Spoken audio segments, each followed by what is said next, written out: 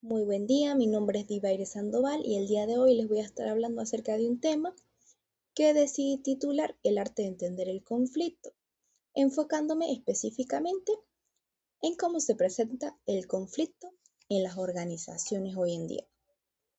Si vemos hoy en día el conflicto desde una mirada diferente, entendemos que a veces el conflicto puede presentarse en organizaciones por medio de peleas, desacuerdos o porque algo anda mal. Sin embargo, lo que hoy vemos como algo negativo, el día de mañana puede convertirse en algo positivo, ya que el conflicto es necesario para que las empresas puedan surgir mucho más adelante. ¿Y cómo es esto? Bueno, lo que vamos a aprender es cómo usar las ciencias de la conducta que básicamente se pueden estudiar para que en vez de que la empresa decaiga, ocurra todo lo contrario, es decir, que por medio de estas conductas o de estas eh, inconvenientes que pueden ser necesarios para que se busquen otras oportunidades o se busque la manera de resolver estos conflictos en conjunto y se pueda llegar a un acuerdo que ayude al crecimiento y bienestar de la organización.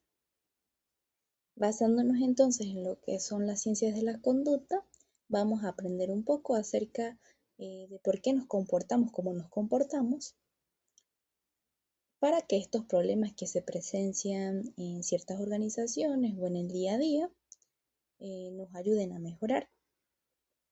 Y vamos a basarnos en ejemplos claros de la vida real y lo que dicen los expertos en base a cómo nos comunicamos unos a otros para que podamos mejorar. Enfocándonos entonces en algo que es totalmente clave, hablemos un poco acerca de lo que es la cultura organizacional.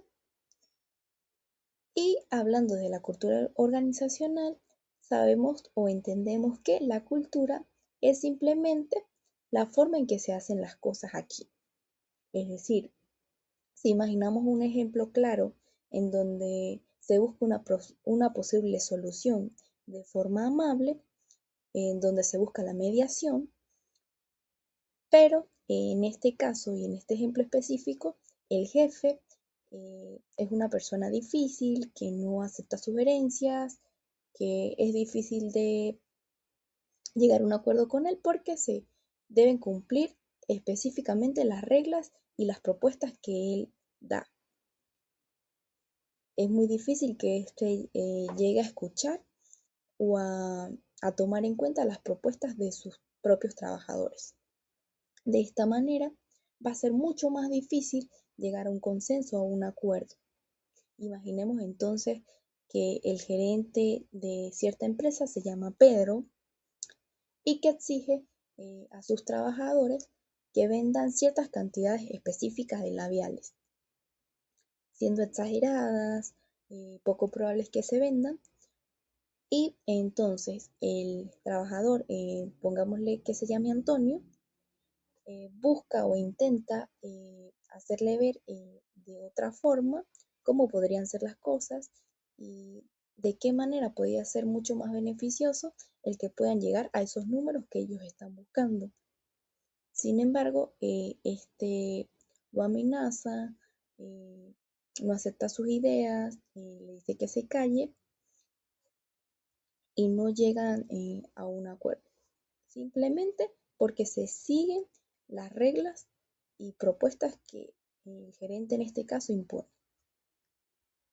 Y basándonos en este ejemplo, en donde probablemente no se va a llegar a un acuerdo y en donde simplemente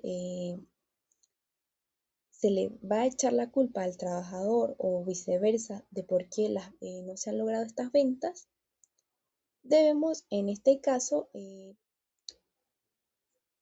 tratar de que el conflicto no se vuelva disfuncional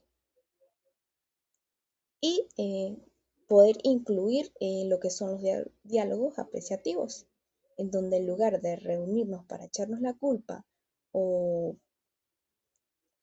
o crear mucho más inconvenientes por el mismo hecho de que no se lograron las ventas que se querían, se busque cambiar el chip de cierta forma y en vez de ver el error, buscar nuevas oportunidades de crecimiento en donde, en este caso, como pude mencionar anteriormente, el jefe eh, no logra escuchar esas propuestas y esas dificultades que están presentando los trabajadores en este momento para poder generar los números de ventas que él mismo está pidiendo. Sin embargo, si se cambia el chip, como lo había mencionado, y se eh, buscar muchas más soluciones, escuchar nuevas propuestas, eh, tratar de localizar nuevas oportunidades, y esto va a generar que en lugar de que se presenten conflictos o peleas, se logre ver otras perspectivas y se puede llegar a un acuerdo y probablemente en conjunto logren una solución mucho más beneficiosa para la organización. Tomando en cuenta este ejemplo, entendemos que existe una falta de comunicación tanto entre Pedro y Antonio, ya que no se permite que se pueda expresar de forma clara y fluida las ideas y diferentes estrategias que cada uno tiene, ya que por parte del gerente no se permite recibir ciertas sugerencias o estrategias, ideas acerca de cómo se podría estar implementando para que puedan incrementar lo que son las ventas y poder llegar a los objetivos, entendiendo que entre ambos existen diferentes enfoques, diferentes formas de pensar, diferentes formas de ver cómo se podría llegar a ese objetivo.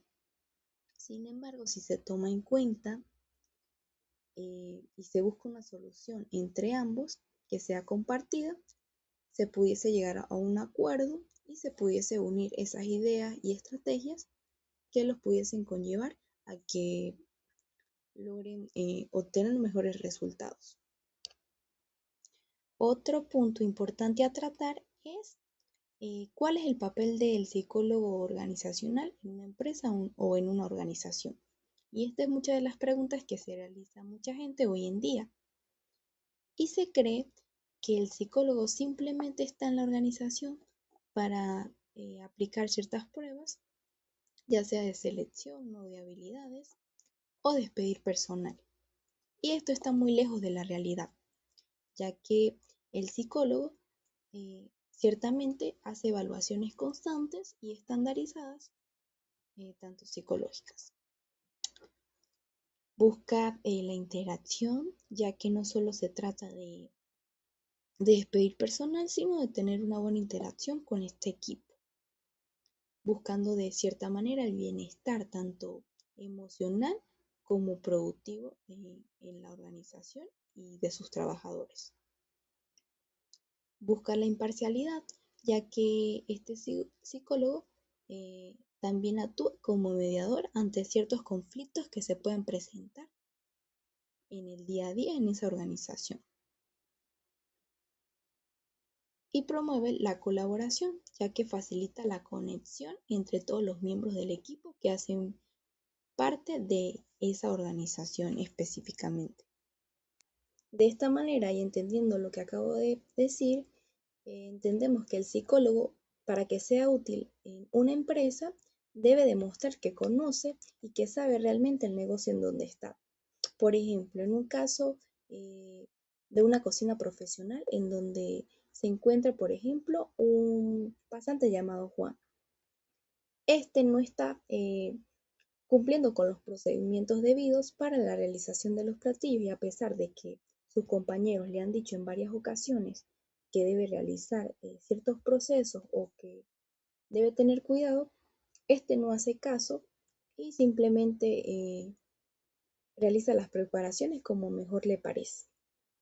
Pero En este caso específico, al momento de realizar uno de estos platillos, este se corta la mano y esto le ocasiona una infección. De cierta manera, sus compañeros, eh, al ocasionarse este conflicto específico, en lugar de ayudarlo, se enojan y lo dejan solo, ya que en varias ocasiones le han mencionado cómo debe hacer los procesos y este no ha acatado. Es aquí en donde el psicólogo debe ver tanto la emoción de Juan, pero al mismo tiempo debe tomar en cuenta el problema que se está presentando, ya que esto está logrando que la comida no salga a tiempo y que el equipo, en vez de solucionar, se mantenga en este conflicto, ya que el psicólogo debe buscar, para cerrar esta brecha, lo que se estudia en los libros y lo que está en la oficina, y de cierta manera poder obtener algún resultado. Es así como el psicólogo ayuda a que los trabajadores de cierta forma se sientan bien trabajando juntos, logren resolver sus conflictos y se obtenga mayor productividad, ya que estos no son cosas separadas, sino que van de la mano. Por otra parte, también hay que mencionar lo que son los conflictos latentes, que de cierta forma son aquellos problemas que no se ven. Y este tipo de conflicto, de cierta forma, es mucho más peligroso, ya que es latente. Es decir, es ese problema que está ahí abajo, como lo vemos en este caso, por ejemplo, en la alfombra, que se da como una basurita debajo de la alfombra y no se ve a simple vista. Y estas son las expectativas no cumplidas. Es decir, imaginemos que hay un trabajador que se encuentra trabajando y esforzándose diariamente y que espera que en algún momento se le haga un aumento o se le dé un reconocimiento por su trabajo. Y sin embargo, esto nunca llega. Y es así como su jefe empieza a notar que éste empieza a bajar su rendimiento, ya no trabaja tan eficientemente como antes, es mucho más lento, empieza a contestar mal.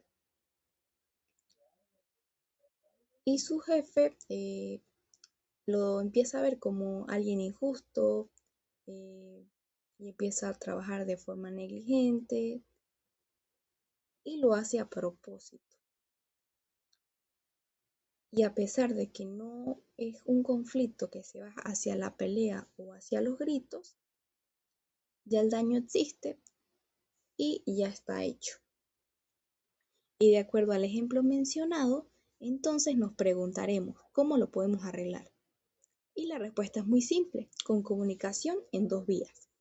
De arriba hacia abajo, el jefe debe ser claro y realista, es decir, debe comentarle a su trabajador el por qué en este momento no se puede dar ese aumento que está esperando o tener una conversación en donde puedan comprenderse mucho mejor.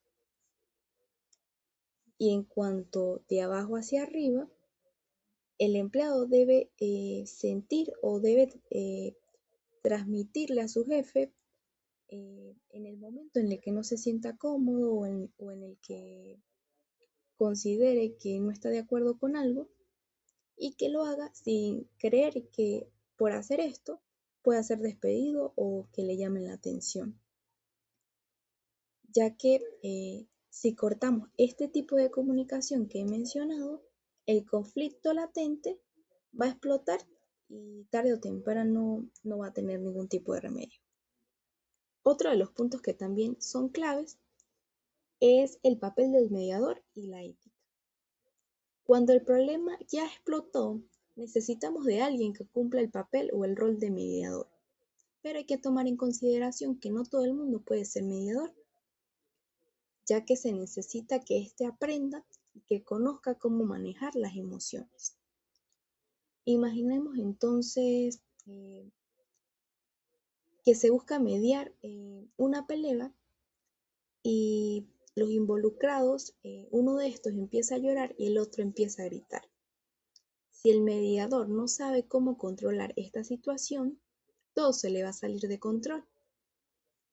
Además, hay un tema súper importante que se debe tomar en cuenta, como lo es la ética. Si yo soy el mediador, pero me cae mejor mi jefe, o me conviene darle la razón, ya no sirvo para el puesto de mediador, ya que la mediación no solo funciona si las dos partes confían en que yo soy imparcial. Si perdemos esa confianza, la gente o los trabajadores en sí no pueden creer en el diálogo y vuelven a ocasionarse esos conflictos que llevan a los insultos y al sabotaje. Ya para ir cerrando, hablemos de una herramienta que es fundamental como lo es la comunicación. Pero ¿cómo lo vemos? ¿Como un puente o como un muro? Y es curioso porque la comunicación puede causar problemas, pero también puede solucionarlos. ¿Cómo saber cuál es cuál? Y es muy fácil porque la comunicación que causa problemas es aquella que ataca a la persona. Por ejemplo, cuando vemos a alguien y empezamos a decir que es un inútil, que no sirve para nada, ya que esto no soluciona, sino al contrario, esto lo que va a generar es la escala de odio hacia esa persona. La comunicación que resuelve es la que enfoca hacia el hecho. Es decir, un ejemplo claro de esto es un jefe en una organización que se acerca hacia su personal o hacia su trabajador y le indica, veo que el reporte que estás realizando aún no está culminado, ¿cómo puedo ayudarte? Pero por otro lado, también hay que tomar en consideración que hay que tener mucho cuidado con el poder, porque muchos empleados no dicen la verdad porque tienen miedo a no ser ascendidos o a quedar mal. Un buen psicólogo debe tomar en cuenta esto y crear espacios donde se pueda decir la verdad sin miedo, porque una empresa que vive de mentiras está destinada al fracaso. Ya para culminar, entendemos que los problemas siempre van a existir.